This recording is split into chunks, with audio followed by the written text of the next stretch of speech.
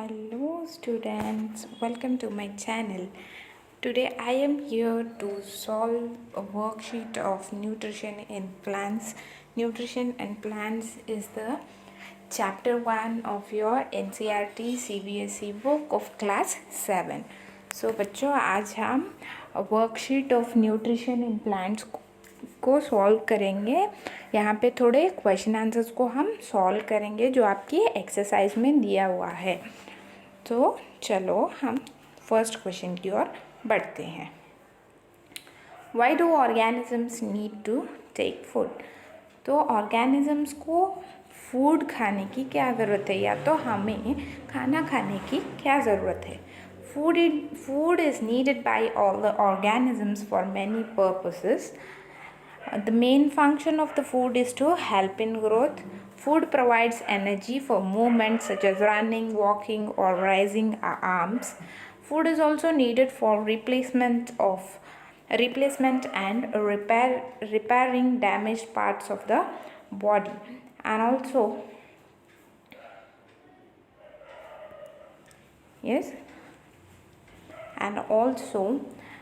gives us resistance to fight against diseases and protect us from infection. बच्चों ये 4 points को आपने याद रखने हैं। जो है ये जो फूड है हमें ग्रोथ में हेल्प करता है और एनर्जी देता है सारे हमें काम करने के लिए, running, walking, rising arms, talking, इस सारी चीज़ों के लिए। अब जैसे मैं बात कर रही हूँ, अगर मैं खाना नहीं खाऊंगी तो बात करने के लिए दिक्कत हो जाएगी, या तो चलने फिरने के लिए दिक्कत हो जाएगी। तो आप खाना नहीं खाओगे तो आपका ग्रोथ ठीक से होगा नहीं, growth and development. So food helps in growth and development and also provides energy for the movements such as walking, running, raising arms. Food is also needed for replacement and repairing damaged part. अगर हम कहीं गिर जाते हैं और कुछ हो जाता है, हमारे पैरों को या हाथों को इंजरी आ जाती है, तो ऐसे टाइम में फूड ये इंजरी भरने के लिए हेल्प करता है। अगर आप फूड सही से खाओगे नहीं तो ये डैमेज पार्ट्स को रिपेयर होने में बहुत टाइम लग जाएगा। Food also gives us resistance to fight against diseases. तो हमें कोई डिजीज़ हो जाता है तो हमें ये डिजीज़ से फाइट करने के लिए रेसिस्टेंस कौन देता है? फूड हम जो वो खाते हैं। यस, तो आप ये 4 पॉइंट्स को ध्यान में रख के ये आंसर लिखिए। So, why do organisms need to take food? The first point is that they help in growth and development, and the second point is energy. It gives energy for the movements like walking, talking, and many other metabolic activities. And the third point is they help in the replacement and repair the damaged part. Yes, and also gives resistance to fight against the diseases and protect us from infections. So these are the 4 points which are very important. Why do we have food for? Distinguish between parasites and a saprotroph. So यहाँ पे parasite क्या होता है और saprotroph क्या होता है, तो देखते हैं। Parasite feed on a living organism. The organism on which it feeds is called host. तो यहाँ जो parasite होता है वो लिविंग ऑर्गेनिजम्स पे ग्रोथ होता है और लिविंग ऑर्गेनिजम्स से अपना न्यूट्रिएंट लेता है। हमने एक एग्जाम्पल पढ़ा था कस्कूटा प्लांट का, जो येलो ब्रांचेस एक झाड़ पे गिरे थे, आपको याद होगा। आपको याद नहीं है तो मेरे प्रीवियस वीडियोस को वॉच कीजिए, आपको याद आ जाएगा। वहाँ एक येलो ब्रांच्ड कस्कूटा था, वो जहाँ पे ग्रीन झाड़ी पे जी रहा था और उसके न्यूट्रिएंट्स ले रहा था। तो वो ग्रीन झाड़ अब होस्ट है। So the organism on which it feeds is called host, and the parasite feeds on the living organism. जो जिंदा है वो ऑर्गेनिज्म से अपना फूड ड्रॉ करता है। सैप्रोफाइट्स जो होते हैं they feed on dead and decaying organism. So ये जो सैप्रोट्रोप्स होते हैं वो डेड एंड डिकेइंग ऑर्गेनिजम्स से अपना फूड लेते हैं. They do not feed on a living organism. Living organism से ये अपना फूड नहीं लेते. हमने जैसे फंगाई को देखा था. फंगाई एक सैप्रोट्रोप का एग्जाम्पल है जहाँ ब्रेड के ऊपर फंगस का ग्रोथ होता है. So they are nothing but the saprotroph. Parasites जिंदा ऑर्गेनिज्म से अपना फूड लेते हैं और सैप्रोट्रोप्स मरे हुए ऑर्गेनिज्म से अपना फूड लेते हैं. How would you test the presence of starch in a leaf. तो आपको एक लीफ दिया जाएगा और बोला जाएगा इसमें स्टार्च है या नहीं चेक करो. तो आप कैसे करोगे. तो हमने पढ़ा था आयोडीन टेस्ट के बारे में. तो आयोडीन टेस्ट करते हैं और स्टार्च है या नहीं ये लीफ में पता करते हैं. The presence of the starch in the leaves can be tested by iodine test. When we remove the chlorophyll from the leaf by boiling it in alcohol and then put 2 drops of iodine solution, its color changes to blue, indicates the presence of starch. तो हमें यहाँ क्या करना चाहिए. जो leaf आपको दिया गया होगा वो लीफ ले लीजिए और उसको अल्कोहल में बॉईल कीजिए और उसको निकालिए और 2 ड्रॉप आयोडीन ऐड करके देखिए. इसका कलर ब्लू हो जाएगा. अगर ये ब्लू हो जाए तो वो लीफ में स्टार्च प्रेजेंट है. Give a brief description of the process of synthesis of food in green plants. तो ये क्वेश्चन पूछ रहे हैं कि फोटोसिंथेसिस के बारे में बताइए. The green plants have chlorophyll in the leaves. The leaves use carbon dioxide and water to make the food in presence of sunlight.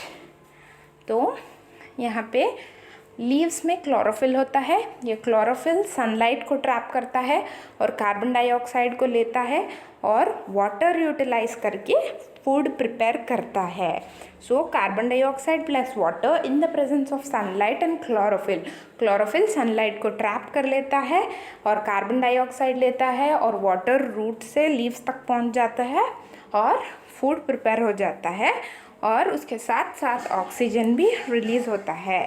So you can see your carbon dioxide plus water in the presence of sunlight and the chlorophyll gives carbohydrate, that is nothing but the food prepared glucose plus oxygen. Show with the help of a sketch that the plants are the ultimate source of food. So you can see here the sketch to show that plants are ultimate source of food. Solar energy that is taken up by green plants. Green plants are eaten by herbivores and herbivores are eaten by carnivores. So now the green plant also are used as a decomposers. Yes. So this is how green plants, we are almost depending on the green plant and they are ultimate source of the food. Fill in the blanks. Green plants are called, what are green plants? So they are autotrophs since they synthesize their own food. So अगर plant अपना खुद का food बना सकता है उसे हम autotroph बोलते हैं. तो green plants are autotroph since they synthesise their own food. The food synthesised by plant is stored as starch. हमने देखा है जैसे लीफ को कट करके अल्कोहल में बॉईल करके स्टार्च का प्रेजेंस देखा जाता है. तो स्टार्च ही वो फूड है जो प्लांट स्टोर करता है. Okay. In photosynthesis solar energy is captured by the pigment called. So chlorophyll, ये जो ग्रीन पिगमेंट है ऐसे मैंने बताया था, क्लोरोफिल ही है वो जो सोलर एनर्जी या तो सनलाइट को कैप्चर करता है और फोटोसिंथेसिस में यूज़ करता है. During photosynthesis plant take in carbon dioxide and release oxygen. ये हमें पता है प्लांट्स कार्बन डाइऑक्साइड और water in the presence of sunlight and chlorophyll use करके ग्लूकोज और ऑक्सीजन रिलीज आउट करते हैं. सो 7th क्वेश्चन को सॉल्व करते हैं. Name the following. A parasite plant with yellow slender and tubular stem. So ये cuscuta है जो होस्ट प्लांट के ऊपर गिरा था. That is the yellow branched stem like thing. That is a parasite. A plant that has both autotrophic and heterotrophic mode of nutrition. So हमने देखा था the picture plant, that is the insectivorous plant that will prepare their own food, as well as the nutrients which are not available, they are taken up by the insect. So that is both autotrophic and heterotrophic. The pores through which leaves exchange gases, that is stomata. Stomata जो होते हैं वो जो bean shaped cells होते हैं जो swell होते हैं और श्रिंक होते हैं, उसके ज़रिए से ये गैसेस एक्सचेंज हो जाते हैं. Take the correct answer. Ambryl is an example of, Ambryl was nothing but a cuscuta. Cuscuta is also called as Ambryl, which is an example of parasite. The plant which traps and feeds on insect is picture plant, that is the insectivorous plant. Match the items given in column 1 and those in column 2. तो यहाँ पे देख सकते हो ये match the following है. Chlorophyll, that is present in leaves. Nitrogen, fixing bacteria are present. Ambryl, that is cuscuta, which is a parasite. Animals which are heterotrophs, as we are not able to prepare the food, depend on the plants for our food. Insects, that is the picture plant, which is a insectivorous plant. So this was about match the following. So let us solve the next question. Mark T if the statement is true and F if the statement is false. Carbon dioxide is released during the photosynthesis. No, oxygen is released out during the photosynthesis. Plants which synthesize their food themselves are called as saprotrophs. No, they are called as autotrophs. The product of photosynthesis is not a protein. True. It is glucose. Solar energy is converted into chemical energy during photosynthesis. This is true, which utilize sunlight, that is solar energy, and form glucose, that is nothing but a chemical form of chemical energy. Choose the correct option from the following. Which part of the plant takes in carbon dioxide from the air for photosynthesis?